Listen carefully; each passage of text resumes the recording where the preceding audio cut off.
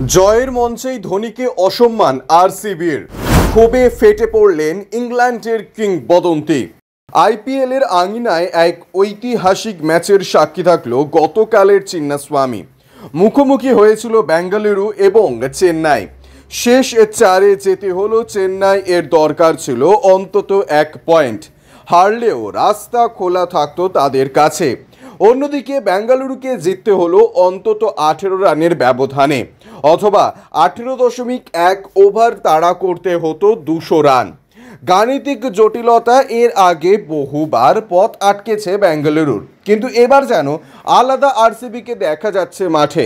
আইপিএলের শুরুটা হতশ্রীভাবে করলেও একটানা 8 ডজন ম্যাচ জয় ছিনিয়ে নিয়েছে এবং দুর্দান্তভাবে প্রত্যাবর্তন ঘটিয়েছে তারা।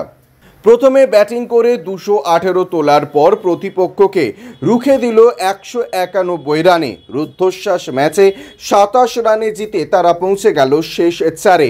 প্রতিকূলতার পাহাড় জয় করে প্লে অফে পৌঁছেছে রয়্যাল চ্যালেঞ্জার্স বেঙ্গালুরু। স্বভাবতই 20তম ওভারের ষষ্ঠ বলটির পর আনন্দে উচ্ছ্বাসে মাতোয়ারা হয়ে উঠেছিল দলের ক্রিকেটারেরা। ডাক আউটে যারা ছিলেন তারা দৌড়ে পৌঁছান মাঠে। জয়ের কারিগরদের সাথে আনন্দে মাতেন অতিরিক্ত তালিকায় থাকা তারকারাও।